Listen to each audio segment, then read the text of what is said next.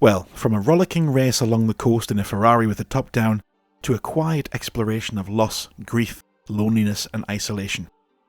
It's that breadth and depth of different experiences and tones that we've come to love about this generation of gaming hardware, and here we have another hard left turn into something truly different. Like all the very best art, there have been many interpretations of what Shadow of the Colossus really is, but let's start with the facts. After a wordless cutscene documenting a long and treacherous journey, you arrive at a shrine with the lifeless body of a woman. Our protagonist Wanda talks to a godlike entity known as Dormin, who explains that the woman might be brought back from the dead if Wanda can defeat the 16 Colossi that roam this land. This vast, empty, barren land, with nothing in it but you, your horse Agro, and the Colossi. Extraordinarily simple premise then, 16 boss creatures to defeat, no other enemies, nothing else to do but find them and kill them. But of course it's not quite that simple. Finding them at all can be a little tricky. Your sword guides you in the general direction with a beam of light, but only in sunlit areas, and you'll frequently be required to circumvent impassable terrain or find tucked away areas. This forces you to spend quite a bit of time riding your horse around this beautiful but cold open world. These are the early days of open world gaming, and so much of how we judged them was by how full they were. But this one is purposefully empty.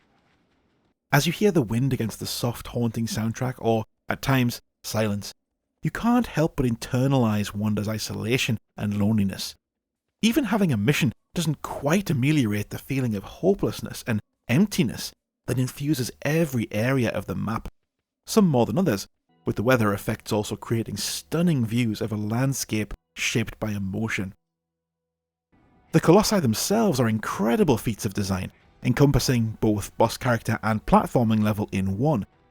They have specific behaviours you need to exploit in order to find a way to climb up on them, so you can find their weak points, represented by glowing sigils. There's usually one on their head and one or more elsewhere, and you can't just keep damaging that one spot, you need to get all of them to succeed. There's also an amazing synergy between gameplay design and thematic content in the fact that they're all intricately entwined with their environment. These are the living embodiments of the land itself, and as such, they're made from the rocks and the earth of their specific area.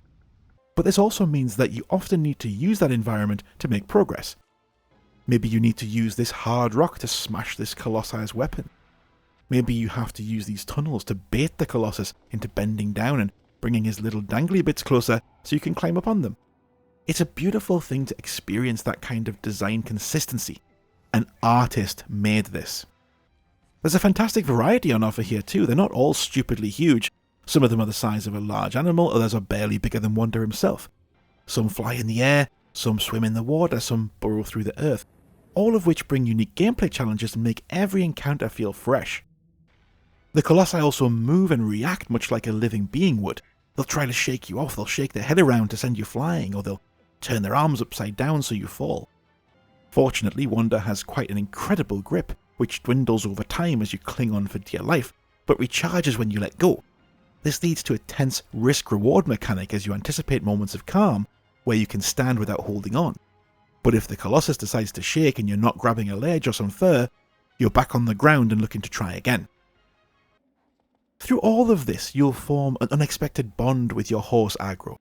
Essentially he, or she, there's some disagreement there, is presented initially as a vehicle with which to traverse the land, but he has his own behaviour too. He doesn't just move when you press forward. If there's an obstacle, he'll stop and turn. He'll slow down without you telling him to. He'll wander around on his own when you're doing some platforming without him. So it feels like a living, breathing character, the only one you have here in this lonely place. And on top of that, he's very helpful in those Colossus fights.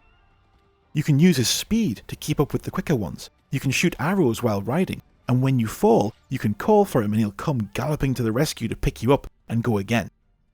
When all of this action is presented with such cinematic flair, particularly if you make good use of the L1 button to keep the camera focused on the Colossus, it's hard to argue against this being one of the best video games of all time.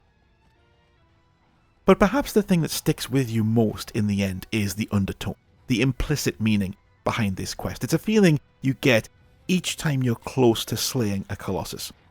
You're stabbing it, usually in the head, while it writhes around, fighting for its life, trying to throw you off. It committed no crime, you attacked it. You entered its territory, and each time you kill one, while from a gameplay perspective you feel relieved, you don't feel good.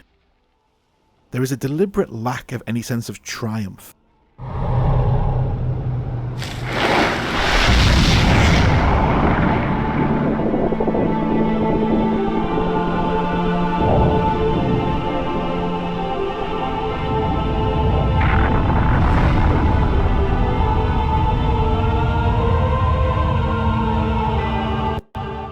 As each one falls, Wonder is simply returned to the shrine with increasingly pale skin, darker hair.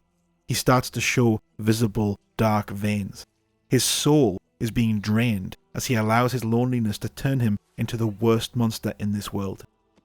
You can't stop, but on a human level, you don't really want to continue.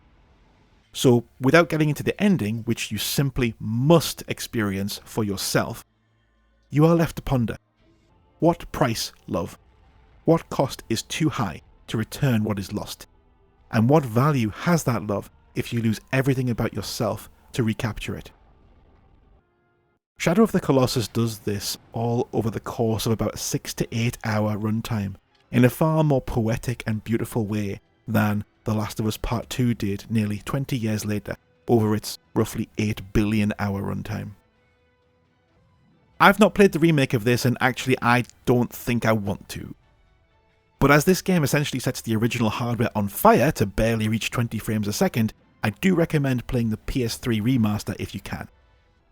It doesn't change anything but the performance and the texture quality, so the game is fully intact, and it feels like the way it was intended to be enjoyed.